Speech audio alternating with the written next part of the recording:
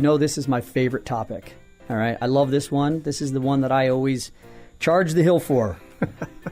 Why you make sure you have the right professionals on your side. I mean, this is so important. There's so much bad advice. You know, all you got to do is, I mean, I hate to say it like this, but the level of entry to get a license in our business, you go study, you take a test, and all of a sudden now you're a professional. Right. It's like the old days of getting a loan. You know, the thought process I tell you, Michael, is there's millions of real estate agents out there, right?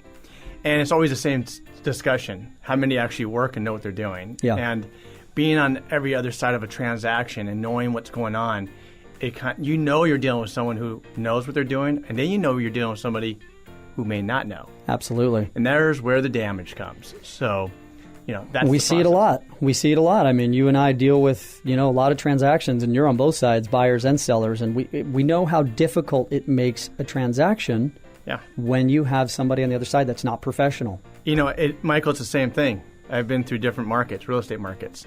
The professional guys, or girls, ladies and gentlemen, I should say, you know, they're at every market. They're there working.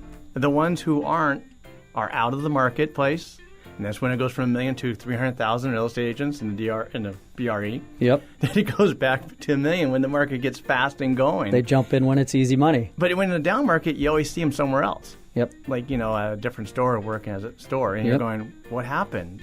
You know, I've owned companies where I've actually hired a lot of agents, and I understand the training of the agents and coaching agents. Well, I was going to say, you coach agents. I mean, who better to know? I mean, the coaching, I've had the opportunity to sit in on some of your coaching meetings. Definitely. And, you know, it's amazing what some of these agents that I had never met before that you coach and thought, wow, they should be really, really smart. And yet, you know, you're still teaching them the basics of how to be great.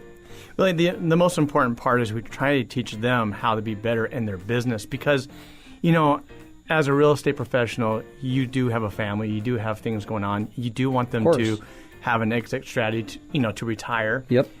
The unfortunate part is, as an entrepreneur, as they are, one foot's in there, one foot's out. Right. And you try to help them understand that it's not, freedom.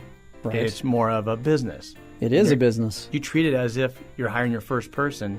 What do you expect from that person? Absolutely. And unfortunately, 75% of them don't treat it that way, and that's where they find themselves stuck.